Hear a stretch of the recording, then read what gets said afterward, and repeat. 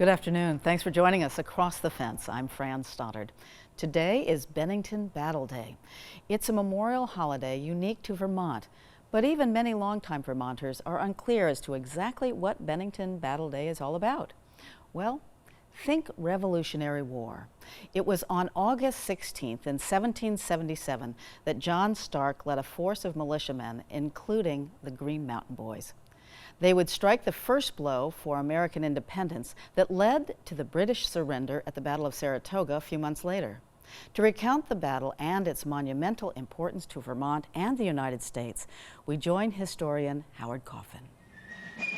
Vermont's Bennington Battle Monument, a monstrosity, 306 feet high, one of the biggest battle monuments in the world, bigger than anything at Gettysburg or Yorktown, honoring a battle fought 3 miles away in New York State, a battle with no more than 3,500 men involved, a mere skirmish by Civil War standards, dedicated on August 19, 1891 as part of the Vermont Centennial.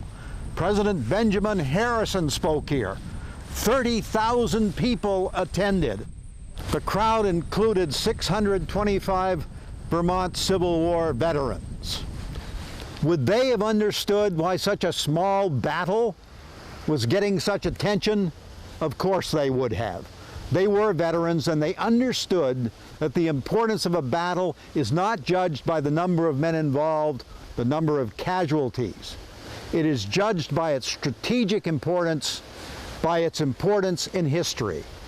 And just possibly, the Battle of Bennington was one of the most important battles in the history of the world.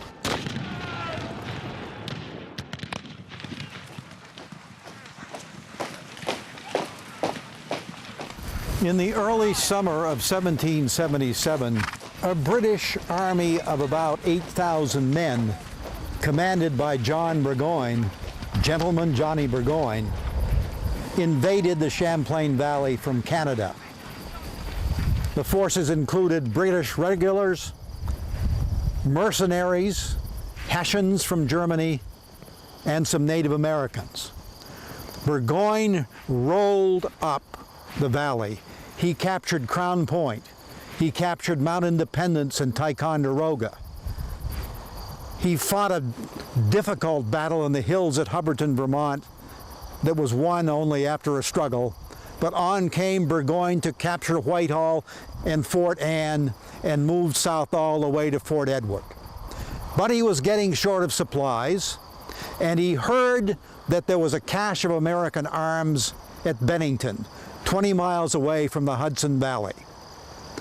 So he sent a force under Friedrich Baum, consisting mainly of Hessian soldiers, but also some Tories, east 20 miles toward Bennington, not only to capture the arms, but to bring back badly needed horses and food. He needed beef.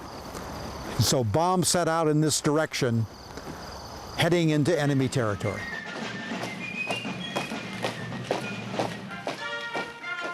Baum's march with his 700 men was going well, until he came within 5 miles of Bennington to a point along the Willamsick River.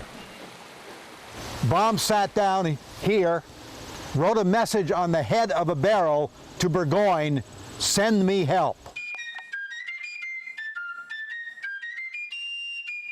Though the Battle of Bennington is essentially a New York battle, parts of it, the maneuvering, were here in Vermont.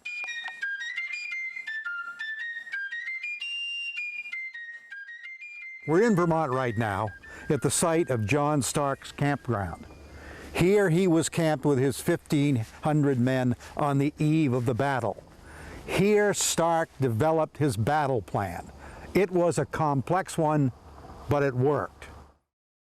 The plan was that he would lead the main assault on the enemy center by the river. Also, he would send 200 New Hampshire men under Colonel Moses Nichols on a 6-mile march to the north and then bringing them in behind the enemy.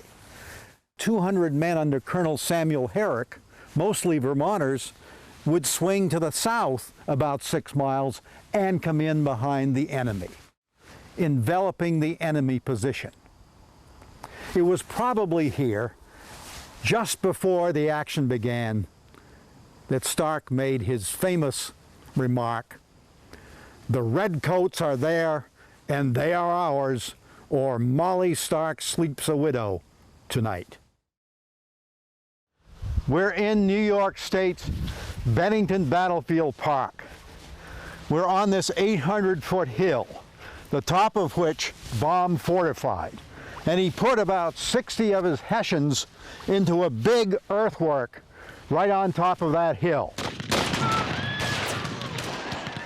The fighting went on here for nearly 2 hours.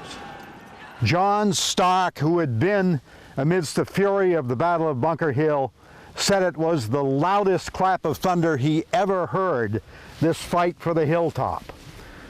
In the end, the Americans overran this position. There was hand-to-hand fighting within the fortification. Those Hessians that remained alive ran down the hill to get away. Most of them were shot or captured. While Herrick and Nichols battled high on the hill, Stark attacked Baum's positions down along the river. This modern bridge is on the site of the 1870s bridge that carried the Bennington Road across the Williamsook River. This is as close as von Baum ever got to Bennington. Facing obviously heavy opposition, he dug in here along the river, creating breastworks on this side, and on the far side he fortified a couple of cabins. But beyond that, there's a hill on the far side of the river that he also felt he had to fortify because it overlooks this position, and this position might have been untenable if he couldn't hold that hill. So up here on the hill, he put 200 local loyalists, Tories, and they hurriedly threw up an earthwork. And they were defending it, looking to the north, looking to the east, waiting for the approach of Stark's men. The fighting began down below them, and suddenly they heard something behind them, turned around, and there were Americans behind them, and they had to get out of here in a hurry. And they skedaddled down this hill and across the river, many of them getting shot in the fields and then in the river, and then as they tried to climb the steep bank of the Williamsook. This position fell in minutes.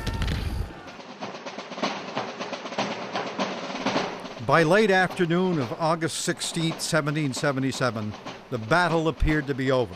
But suddenly reinforcements sent by Burgoyne in answer to Baum's appeal marched onto the field, led by Colonel Heinrich Bremen. The sudden arrival of Colonel Bremen's 500 men from the west, the relief force, caught Stark's men completely by surprise, and they were driven back a mile to this ravine where they formed a line of battle and began to fight as best they could, but their line was beginning to give way. Stark's hold on this ravine was indeed becoming tenuous. It looked like all could be lost. And then the Americans heard behind them cheering.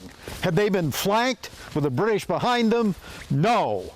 It was 500 reinforcements under the Vermonter Seth Warner. 500 Vermonters come to the rescue, and Warner attacked through this ravine across this little brook and drove the British back. The fighting would go on until darkness. We are now back in Vermont. The battle is ended. In a house that stood near this marker, probably on the site of that house, Colonel Baum died. He was put in a cart and brought here on rough roads, protesting all the way that he couldn't stand the pain of the jouncing.